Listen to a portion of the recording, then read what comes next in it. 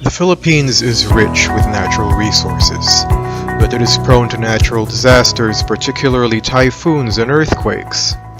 With a growing population that pushes consumption up, the country also suffers from major human-caused environmental degradation.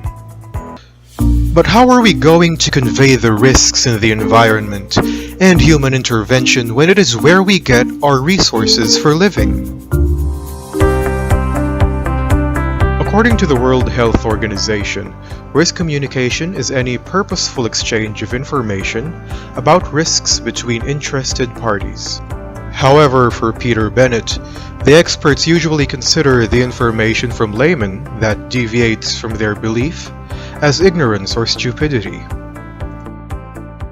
Ayon sa pamahiin, ang paglabas daw ng oarfish, senyales na may mangyayaring lindol o trahedya. Siguro ngayon, just a coincidence na merong biglang maraming reported na oarfish na wawash out. We don't know really, but on our side, it's more of a coincidence. Moreover, this is gradually changing. Experts are beginning to acknowledge the public reaction to risks. Bennett believed that risk communication is a two-way process. Laymen and experts' perspectives should be recognized.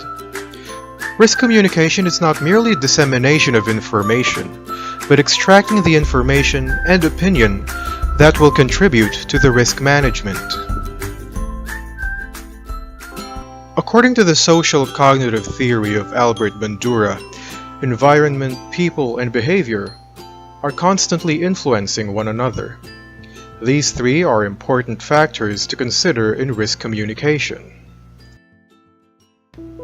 People are often focused on what they can get from the environment, but do not perceive the risks of their actions.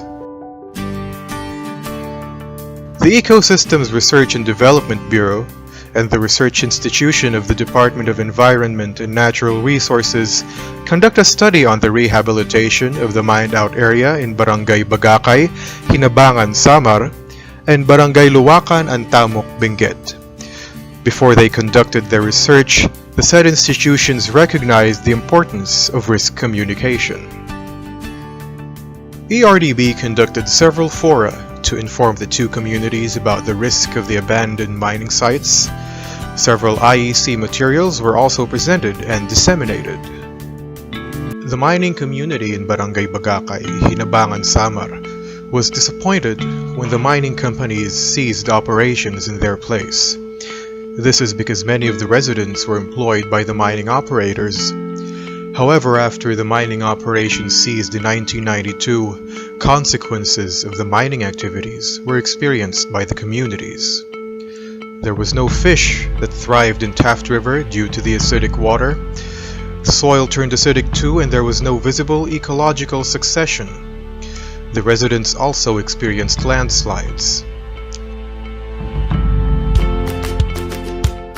These observable evidences of the negative effects of mining activities were presented to the concerned communities by ERDB. Phytoremediation was then introduced as a solution to the risks posed by the mining sites.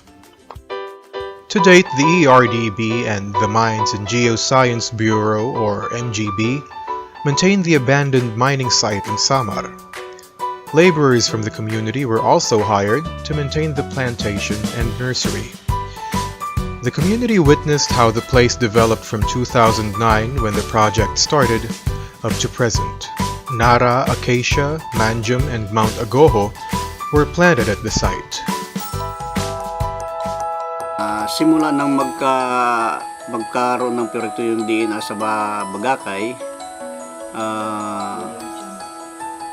magandang naitulong yung ilog namin, buhay na yung mga isda. Tapos malinaw na yung ilog. In the case of Barangay Luwakan, Antamok, Benguet, ERDB tapped the mining corporation that still operates until today, the Benguet Corporation. It is the country's first and oldest mining firm. One of the information that ERDB claimed was Republic Act No. 7942, Section 71. which requires mining operators to rehabilitate the mined-out area. Failure to conduct such activities will lead to the suspension or closure of the mining company. To date, the Benguet Corporation maintains nurseries and rehabilitates their mined-out sites by planting indigenous forest trees, namely Benguet pine, agoho, batino, and nara. Dahil sa proyekto ng DNR, magkaroon ng fish-in, pagsilungan. It is important to consider and consult the community involved in the issue since they are the subject and will benefit from certain projects or technologies. They should be part of the project or be the workers to achieve sustainable development. There should be close monitoring of the project or activities. The implementing agency should frequently conduct visitations and monitoring of the site, and there should also be constant communication between them and the community. Quoting Tony Robbins, "To effectively communicate, we must realize that we are all different in the way we perceive the world, and use this understanding as a guide to our communication with others."